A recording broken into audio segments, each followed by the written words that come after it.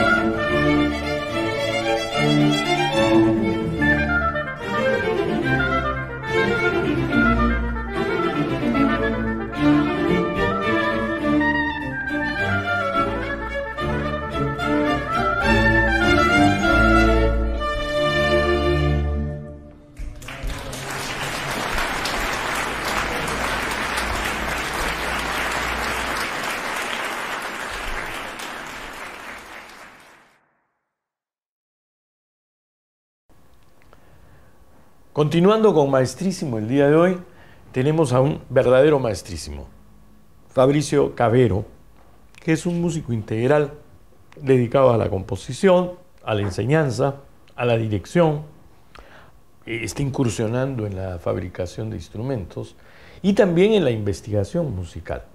Lo interesante es que todo esto se conjuga en un solo gran trabajo, es decir, un músico integral. Bienvenido, Fabricio, Maestrísimo. Muchas gracias, maestro. Un placer. Mira, la primera pregunta que te voy a hacer, esto es una conversación, pero te quiero plantear una pregunta más que nada para nuestro público. ¿Cómo ha sido tu trayectoria musical? ¿Cómo te hiciste músico? Tú tienes una maestría en los Estados Unidos, en una importante universidad. ¿Cómo fue que llegaste a la música y que llegas a donde estás hoy?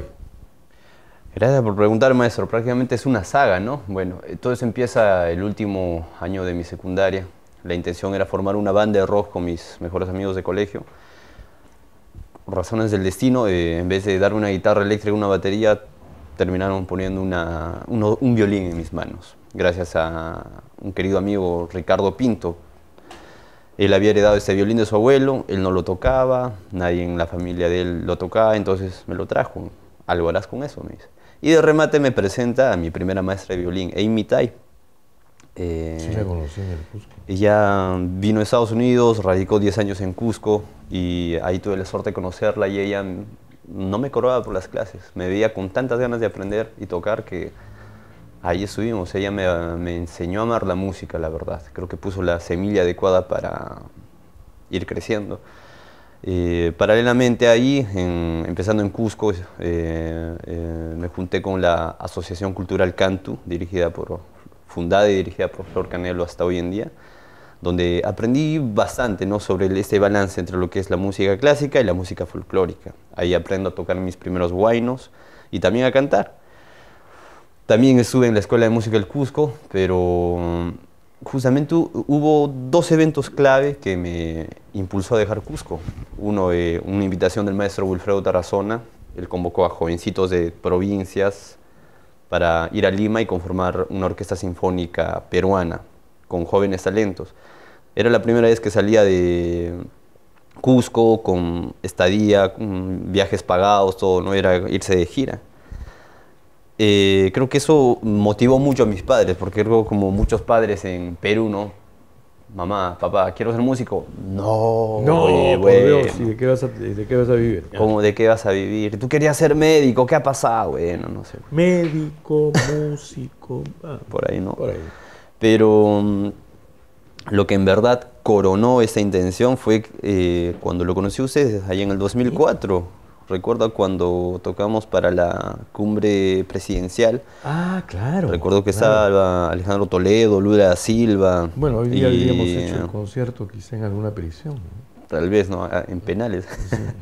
Pero el hecho de que tuve ese roce con un coro, una orquesta que venía de gira de Estados Unidos a terminar su tour en un evento político tan importante. Claro, tú participaste ahí, fuiste uno de los jóvenes violines que participó en ese concierto. Así es. Y una cosa de emergencia, porque justo mi maestra Amy Tai se había enfermado y ella me dice, Fabricio, reemplázame, por favor.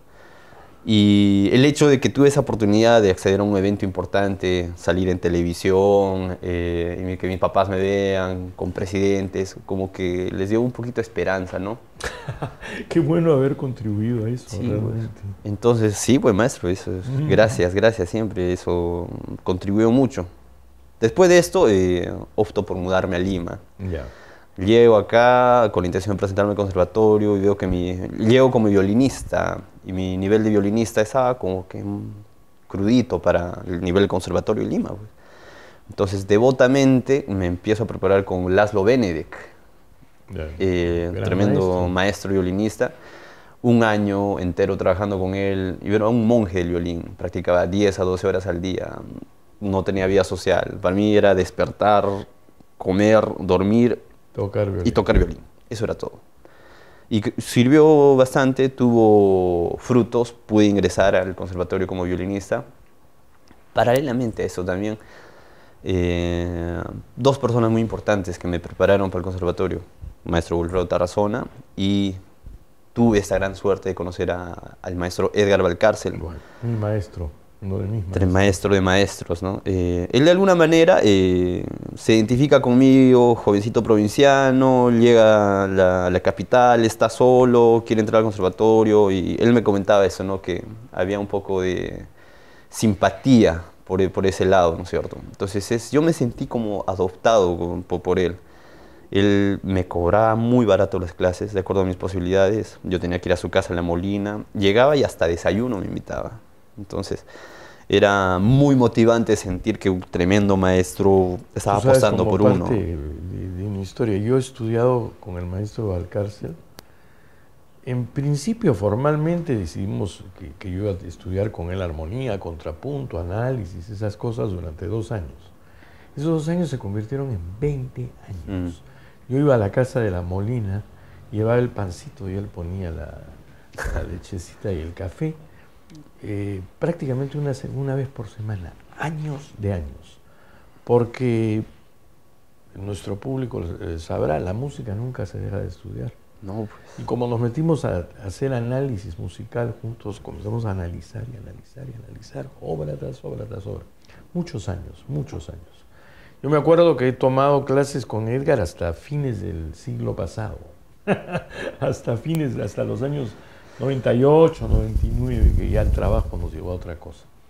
Pero qué coincidencia grata, porque realmente Edgar sembraba un amor por la música, un amor por la música como una vivencia en nuestra sociedad, además, ¿no es cierto? No la música en abstracto, sino la música vivida aquí en el Perú, ¿no? Con sus dificultades, sus retos. Claro. Y también creo que es muy crucial que también él me llegue a comunicar esta conciencia, reflexión sobre el músico peruano, andino. Entonces, claro, ¿cuál es el rol, no es cierto? ¿No? Yo debatía mucho con él, inclusive tengo el placer de un trabajo que hice durante el tiempo que estuve haciendo el doctorado ahora en Argentina. Fue una entrevista y un estudio sobre él a pocas semanas antes de que falleciera. Creo que fue el último trabajo que se hizo con él. Y polemizábamos mucho sobre un tema. Él decía que con él la vanguardia conquistó los Andes. Yo le planteaba la cosa exactamente al revés. Con él los Andes conquistaron a la vanguardia. Esa era más mi visión. Y creo que un poco contigo estaba ocurriendo algo semejante, ¿no? Por lo que he visto de tu música. En otro contexto, en otro momento, no es Edgar surge en la música a fines de los 50, ¿no es cierto? Claro. Tú estás surgiendo en la música en los 2000, en el siglo XXI, ¿no? ¿Cómo es tu performance musical actual? ¿Cómo es que defines esto del músico integral? Yo lo entiendo bastante, pero quisiera que se lo explicaras a nuestro público. ¿Cómo concibes al músico integral? Bueno, ese concepto reciente del músico integral no se está proponiendo. Y bueno, creo que hay una delgada línea roja cuando se habla de esto, porque tampoco se habla del genio polifacético que es concertista, que es director de orquesta y es compositor y luthier. Definitivamente hay ciertos niveles que este síntoma de la especialización. Sí, pues por eso es que tenemos maravillosos directores que se dedican a la dirección, maravillosos concertistas que dan la vuelta al mundo de giras porque se preparan toda la vida para eso. Igual, por ejemplo, los cantantes de ópera.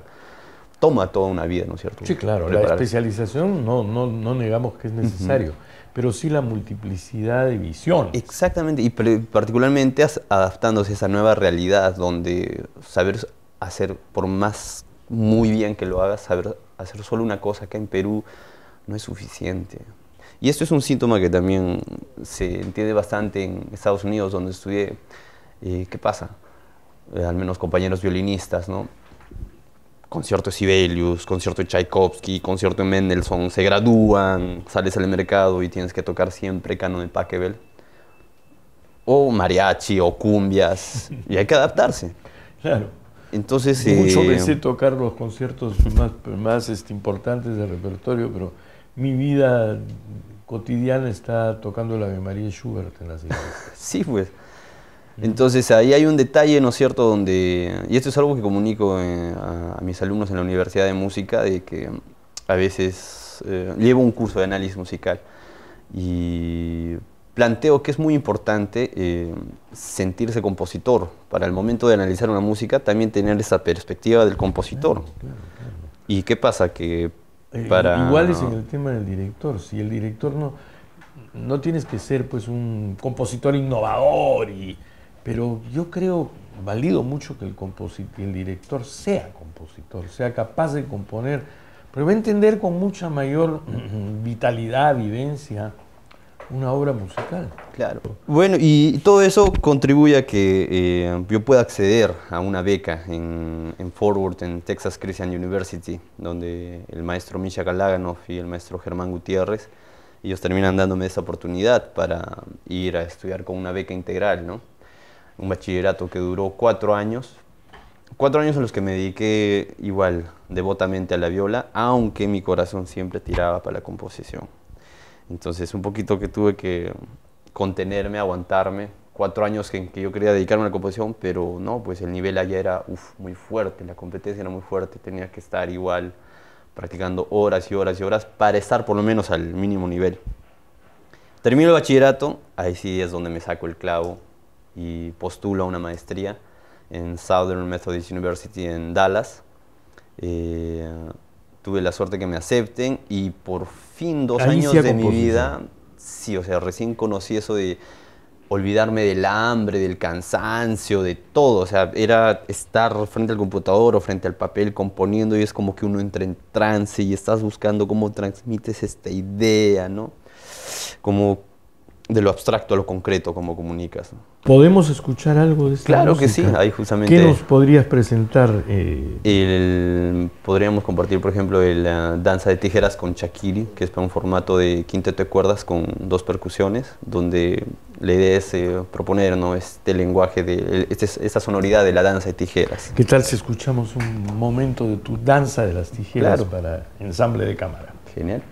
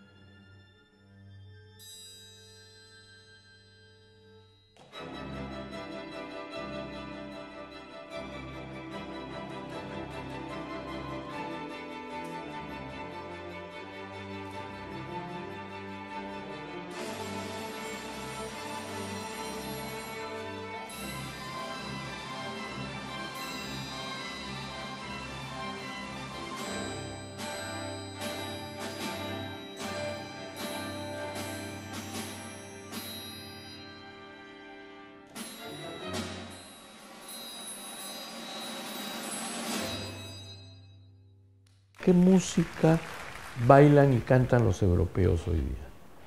Valses vieneses, cosas que vienen del folclore europeo, sí, como algo recuperando la tradición, pero ¿qué es lo que más?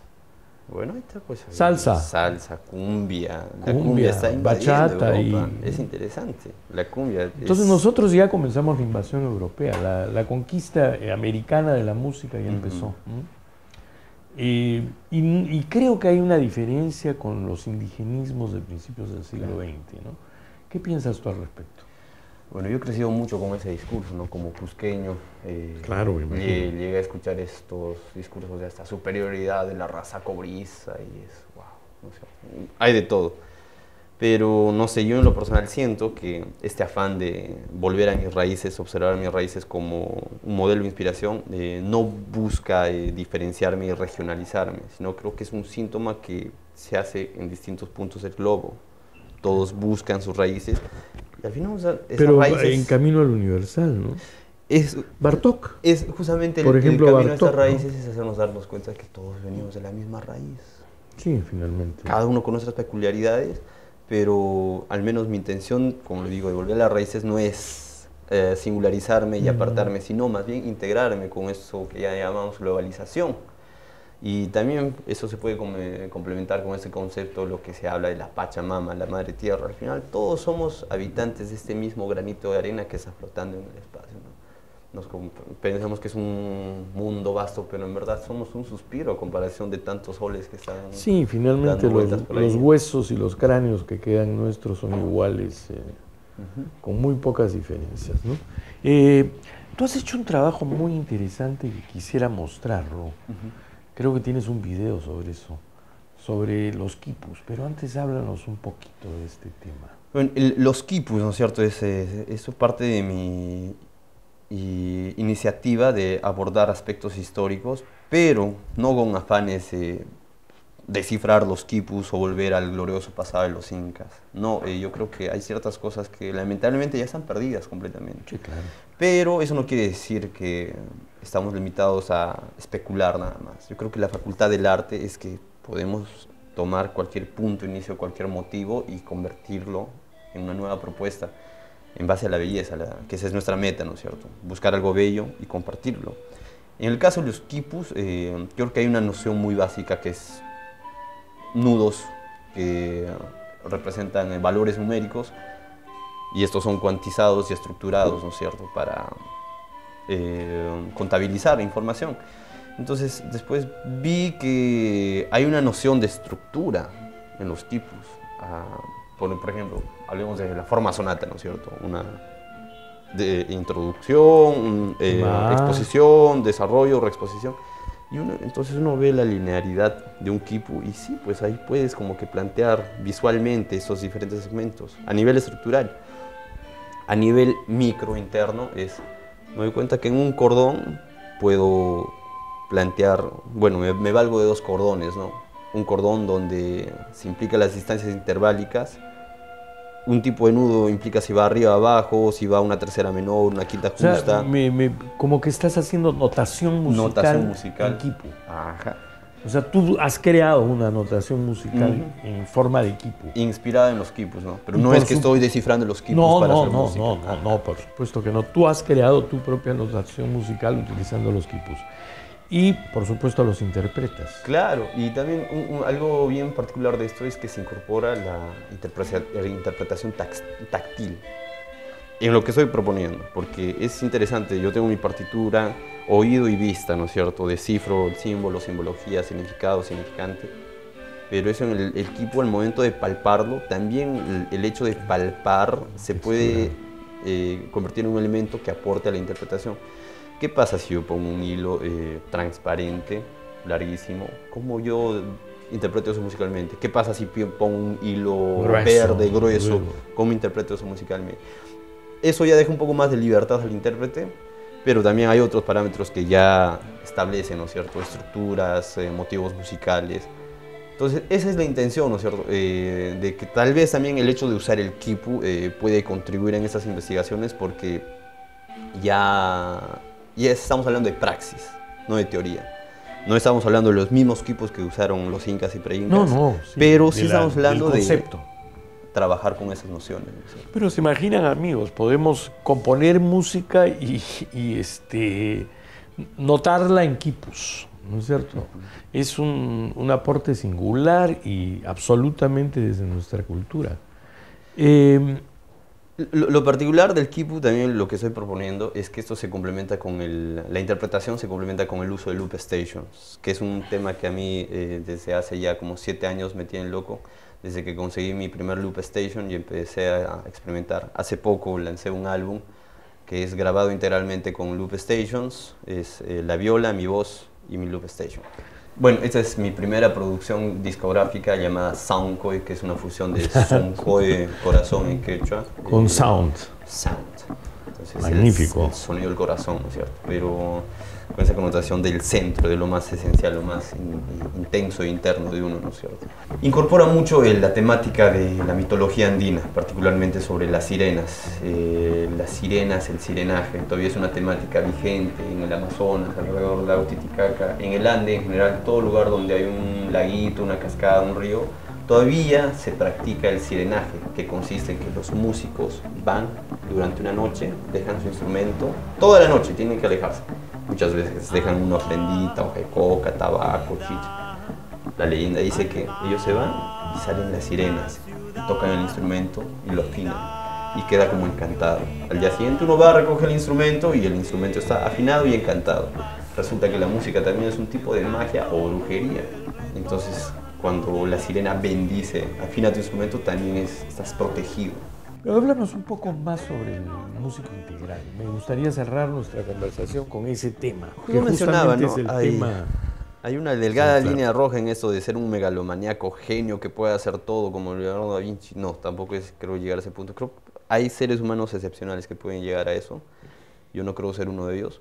Pero yo creo que eso del músico integral nace por una necesidad del mundo laboral, donde regreso a Cusco, estoy en una escuela de música y se necesitaba alguien que dirige el ensamble estudiantil, ya pues había que hacerlo. Y la verdad, al menos la dirección es algo que uno aprende dirigiendo. Pero no hay otra manera. De igual manera con la investigación. 10 años fuera de Cusco, regreso el 2015. Para ese entonces ya me había integrado a la cuadrilla de los Ucumaris de Paucartambo, a quienes envío un fuerte abrazo, un saludo a mi Tú querida has cuadrilla sido de Paucartambo. también, has participado en las fiestas, y como a Edgar lo hacía. Edgar bailaba la Virgen. La Virgen de Candelaria. La Candelaria todos los años. Tengo que él iba en calidad de feligrés, ¿no? Y yo tuve la suerte de poder integrarme a una de las danzas autóctonas, que esta es una tradición pre-inca. Y bueno, esa es otra historia, es toda una saga. Pero tengo esa suerte de ir a Coyoriti cada año con mis hermanos palomasis y también a la festividad de la Virgen de Paucartambo, donde voy, llevo mi violín y tengo esa suerte también de poder tocar con los músicos, ¿no? Hago un trabajo de investigación inmersiva, me abstengo de ir con cámaras o grabadoras porque me di cuenta que eso genera un bloqueo entre el taitito, el papacho con el que quiero compartir. Porque desde que te ven con una cámara, una grabadora, ya se bloquean, es como que me está investigando. Pero si vas, te sientas con él, bromeas con él, te brindas con él, estás compartiendo y creo que ese es... Toma tiempo, hay que ir años y años, pero ir aprendiendo un poquito, y es lo que hago, ¿no? Cada año voy y siempre rescato algo nuevo. Qué linda labor, te felicito. Y yo creo que para nuestro público ya queda más claro lo que es el músico integral, ¿no? Investigar, enseñar, componer, interpretar. No, yo creo que también no se trata de ser un genio. Creo que ciertamente toma diferentes facetas. En mi caso, 4 años de mi vida, solo de violista, 2 años de compositor. Ya la vida laboral, el mercado laboral ya me ha enseñado a no enseñar. tenemos por qué reproducir un modelo que nos es ajeno, del ultra especializado, ¿no? Oye, Fabricio, ha sido un enorme placer tenerte aquí en Maestrísimo. No será, te aseguro, la única vez. Vamos a encontrar más oportunidades. Hay más que contar. Más cosas que conversar. Pero sí, bienvenido y un placer de tenerte aquí. Gracias, Maestrísimo. Gracias. ¿Sabían que existió un famoso compositor y pianista alemán que era adicto a las salchichas y también a la cerveza? ¿Quién creen ustedes que fue? Beethoven, Brahms o Bach. No se vayan, porque la respuesta la tendrán después del corte. El compositor que no podía dejar de comer salchichas o tomar cerveza fue Johannes Brahms. Así es, el famoso compositor y pianista alemán era adicto a las salchichas, comía hasta 2 kilos diarios y tomaba cerveza todos los días. Esto al final lo llevó a una obesidad mórbida y terminó siendo una adicción fatal.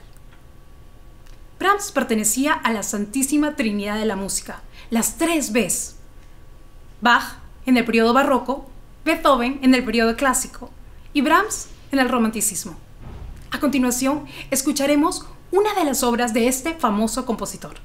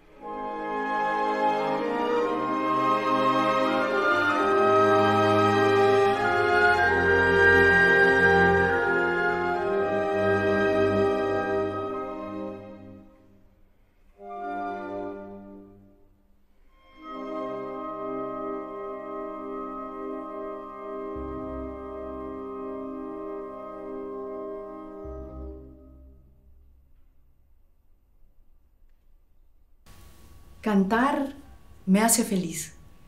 Queridos amigos, con el consejo de hoy vamos a tener una emisión fluida y una dicción clara. ¿De qué se trata? De hacer espacio. ¿Cómo hago ese espacio? Bajando el maxilar y subiendo mi campanilla. Cuando bostezamos, logramos ese efecto maravilloso, hacer espacio. Si no hay espacio, no pasan los sonidos. Es un acto voluntario y consciente. Bajo mi maxilar como si estuviera masticando algo grande y pegajoso, que no quiero que se pegue en las muelas. Separo el maxilar y subo mi campanilla, arrastro mi paladar hacia arriba, haciendo un gran espacio. Y así lograremos una emisión fluida y una dicción clara.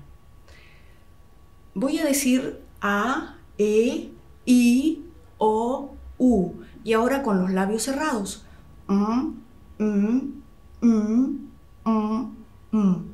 Puedo decir E, I bajando el maxilar.